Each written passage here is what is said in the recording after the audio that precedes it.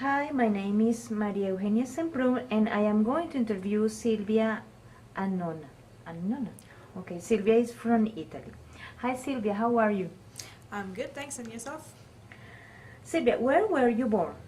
I was born in the city of Torino in the northwest of Italy. Okay. And how long have you been living here in United States and in Boulder? I have been in the United States for almost 9 years. It will be 9 years in December, and I have spent all these 9 years in Boulder. Okay. You come directly to Torino to Boulder. No, I took a little side trip first.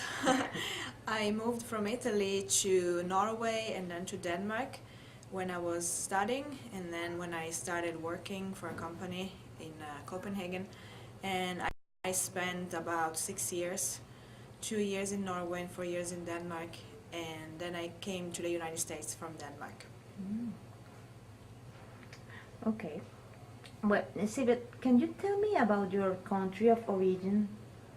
How is Italy? Where is your um, where is Italy? Can you describe the climate, the landscape? Talk about Italy, please. We can talk about a lot of things about Italy. So Italy is a country that's in southern Europe. It is surrounded by the Mediterranean Sea for the most part, and the northern part has borders with France, Switzerland, Austria, and Slovenia. So it is a quite long country, and so you will find many different landscapes and different climates. In general, the northern part is has a colder climate than the south. So our winters are quite similar to Boulder winters, and it doesn't get too cold, but it's often pretty foggy. So we can have fog in the plains for at times 2 to 3 weeks in a row, and it's not a time that people like very much, but it is very common for the old northern plains, and the reason is that the biggest river in Italy, the Po River, flows through this valley that extends from the northwest, from the Alps, and it ends in the Adriatic Sea. So it's about, say, 650 kilometers long, which is a long river for Italy. And so from all that moisture, fog is generated during the winter, so that's a very typical feature. And our summers are quite hot and humid, and so this is very true for most of the northern plains. The mountains have their own climate, so the winters obviously are colder and there's a lot of snow, and the summers are cooler, and many people from the cities like to go on vacation in the mountains to escape the heat, because until not so many years ago, most houses and buildings did not have air conditioning. So going to the mountains was kind of the traditional way of people to deal with the summer heat.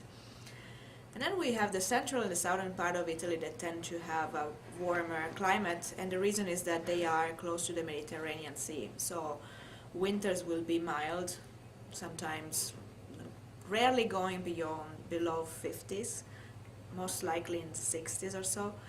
And then the summers are very dry and very hot, and that's another favorite thing for people to do in the summer, is to go to the beach and spend the whole month of August at the beach.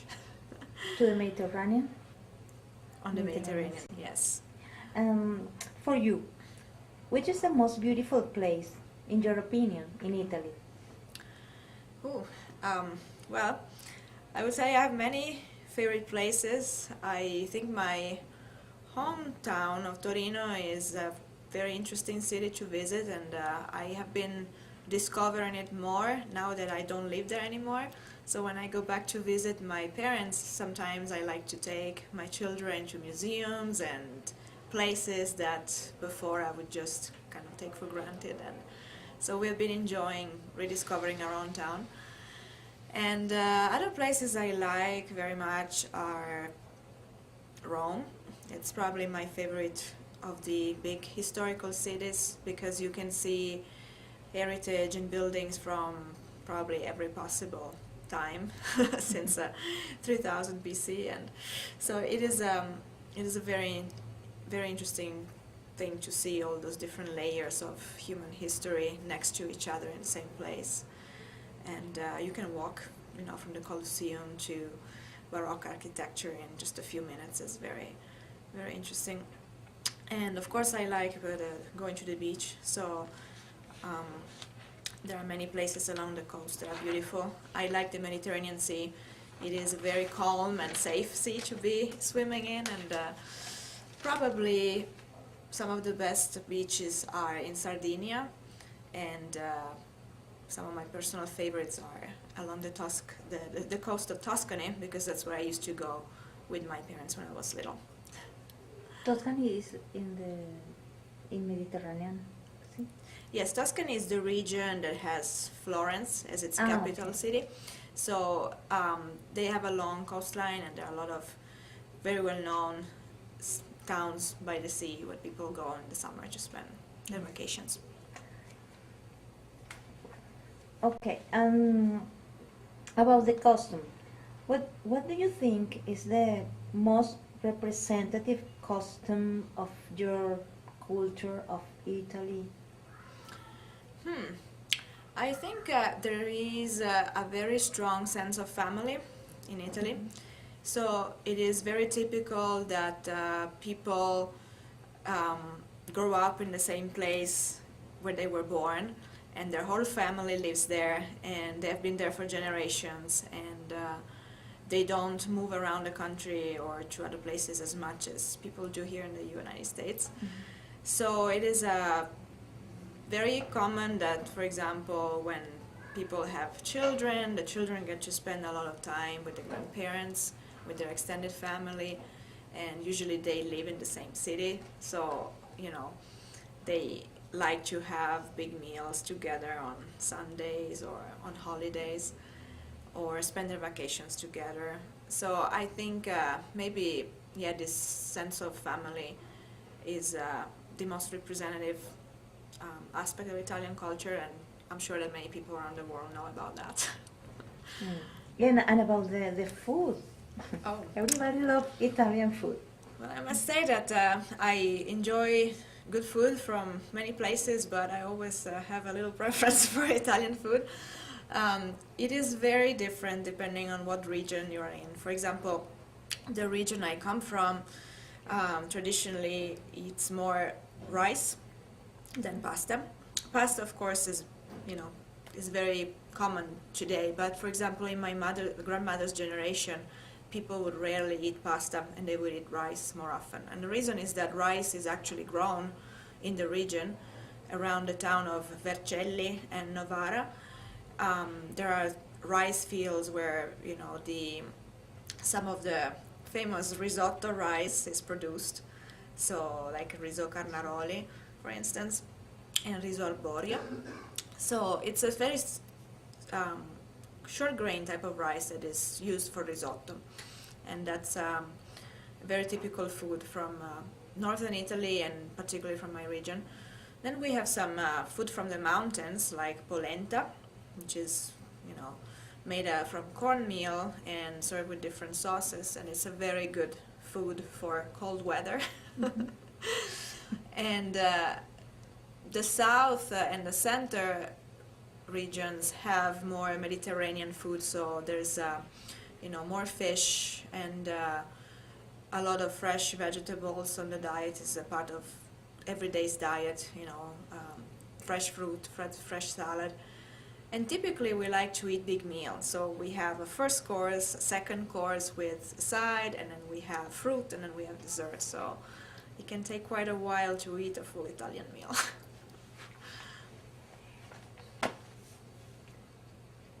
Okay. And about your work, did you work in Italy? Yes? Well, I did have some jobs in Italy while I was a student, but to be honest, I did not really work a lot of time there, because I moved to Norway when I was about to finish my master, and so my first job was in Copenhagen. Yes. I worked for a little bit at the library at my university and others, small part-time jobs like that.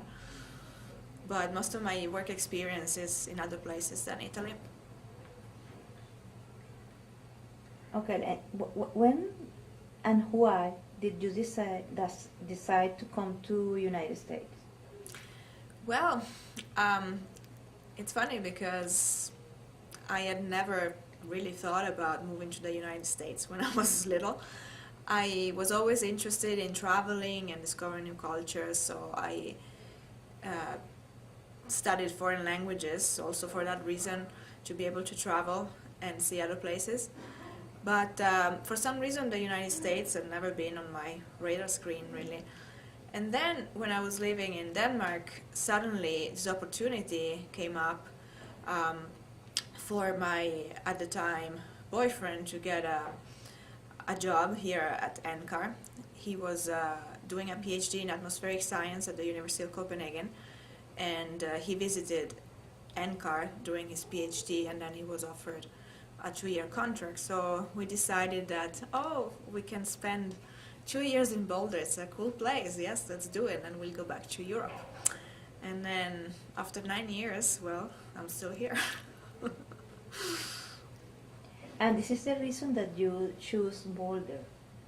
Yes, it was because of a job offer, but a lot of a big part of the reason was the fact that it was in Boulder.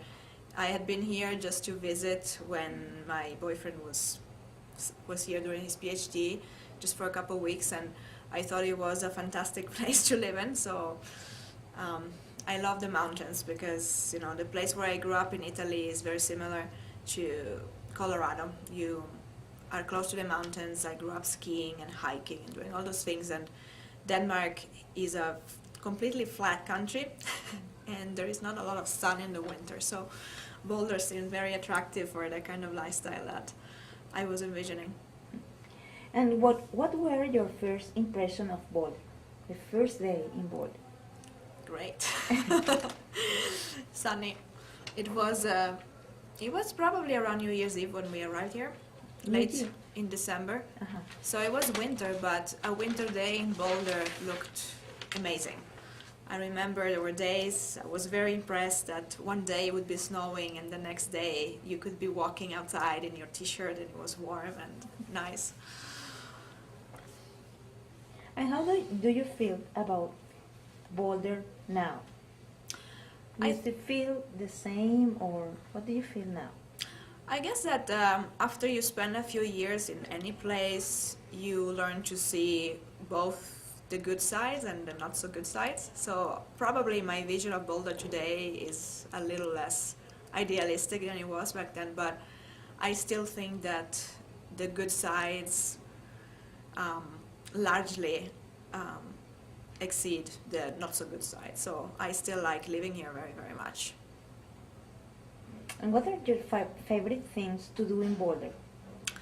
Well, I like everything outdoors. I love hiking, so I'm always happy to go out on our local city trails after work or maybe on a weekend, and I can walk or bike there directly from my house. I don't have to drive for a couple hours to go to the mountains.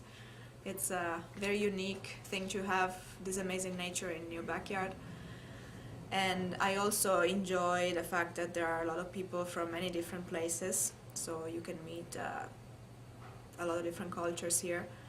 And I like that there is a very lively cultural and musical scene, so I like to go out and listen to good music and dance, and particularly to Latin and Brazilian music. And about your friends here in Boulder, can you tell me about a little bit about your friends that you have in Boulder right now? Well, first of all, or during since these years, during your. I think that in general, people in Boulder are very friendly. So even when you meet a stranger on the trails or out on the street when you're walking, a lot of people will be, saying hello and being very friendly to you and be available for a conversation. However, I thought that being friends with people here can be a little challenging too, because everybody is very busy and they are kind of hyper scheduled. So I had the experience at times that you invite friends for dinner, but they can only stay for an hour and then they have to go somewhere else.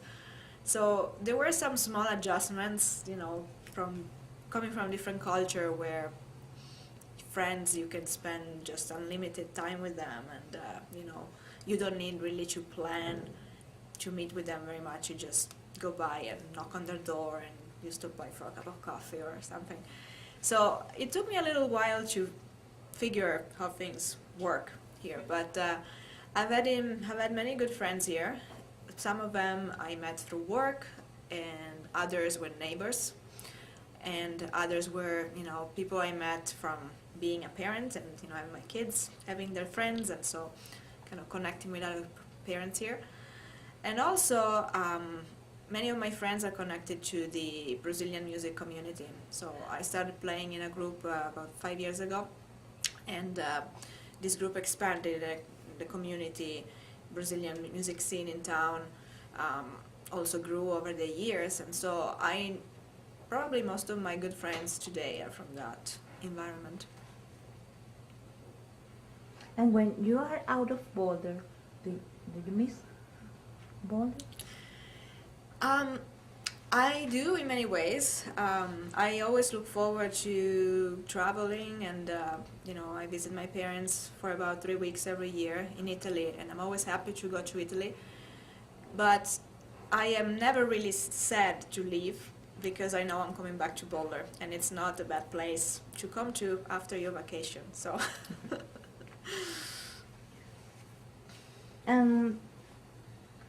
You miss something from Italy too? Well, I guess yes. First of all, I miss my family. It's I'm an only child, and my parents are both only children, so it is a very small family, and sometimes it's hard, especially now that the kids are here. It's hard to not be able to spend more time with them, because it's a long trip and it's expensive, and it can be difficult to take time off from work for enough time to make the trip worth it. So I think that's really the distance from my family is probably what I miss the most. And of course my old friends that are still living in my hometown, and pretty much going out as we used to, and yeah, I wish I could just see them more often. But then I miss sometimes some special foods that are not easy to find outside of Italy, or they're just not made. Like what? Well, it can be something as simple as pizza. Uh-huh. It is for me very difficult to find good pizza in this town. So, and it's one of my favorite foods, and yeah, luckily now I have found a couple places that are You found? okay, but Okay, yeah. Then you tell me. and I think I miss the ocean too. It was in Italy it never really takes very long to drive to either the mountains or the ocean. So I used to spend part of my summers at the seaside with my family, and we would just be in the water swimming all day. And so I really miss the Mediterranean Sea, because it's a very easy and safe and warm sea to be in, and I always look forward to going back and spend time there. And Silvia, how did you know about the library, and what does it mean for you? The library.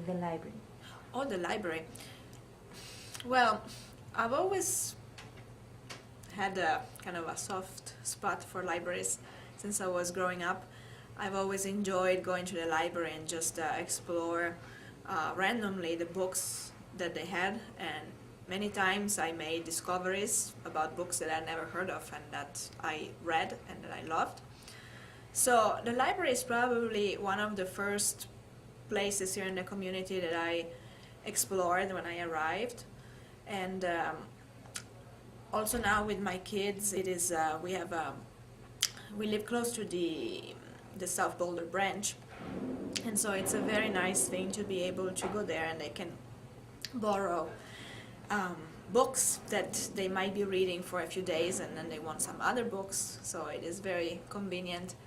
And we also went to some storytelling events during the summers when they were off schools and reading programs, so I think it's a great resource to have in town.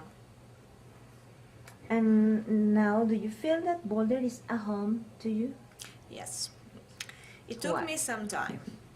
The first 2 years we were here, I went back and forth a lot, trying to figure out, am I just visiting, or are we going to go back to Europe? And if we're going back to Europe, where in Europe? Because, you know, it is not very easy to get jobs, or to get good jobs in Italy these days for younger people.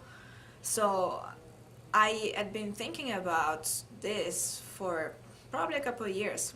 Where do I belong and where do I want to be for the next many years? And of course, one consideration was I want to be closer to my family. But eventually I realized that my lifestyle, the things I like and the friends I have, and Boulder actually is a better fit. So yes, after probably 3 or 4 years, I realized that this is my home. When I drive around town, I know all the shortcuts, I know my way, I don't need to look at a map, I know where stores are, and I just realized that, you know, this is really a long-term place for me to be. Okay, Silvia. And is there anything else that you like to talk about?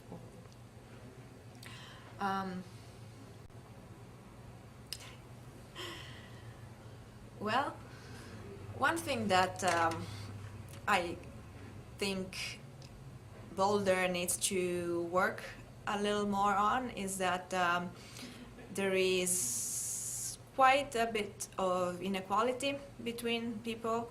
I feel privileged because I came here as an immigrant with, you know, I had an education from back home, I had work experience, I had at the time a husband with a well-paying job, and so we had a company that helped us go through all the immigration procedures, and so probably my move into the US has been a lot easier than for a lot of other people.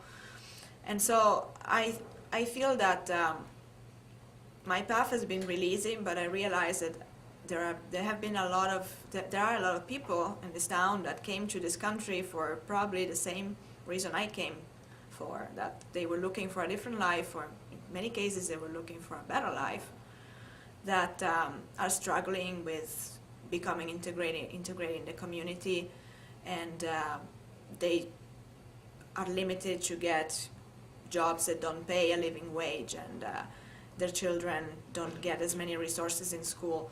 So I look forward to more initiatives in that respect to try and bridge the gap and bring people more together and not create a class of, you know, lucky immigrants versus a larger group of not so lucky immigrants. I feel very strongly about this because I don't think that I did anything other than being born in the right country at the right time and with the right parents that made things easy for me. But I think we need more compassion and more understanding for the situations of these other people with very difficult life experiences, and try to view them as a resource, and people that actually add to the community. They don't come here just to take jobs or other stuff that we hear in the news all the time that tries to discredit who these people are and what they do for the community. So I am very grateful that there are players in this city like Intercambio de Comunidades that does a lot of work to help every immigrant, regardless of how well educated or how rich or not rich you are, to feel more at home in Boulder. I think it's a great place to be, and I think that other people also deserve to be sharing in this luck that we have. Well, Thank you very much, Silvia. We finished. Okay. My pleasure.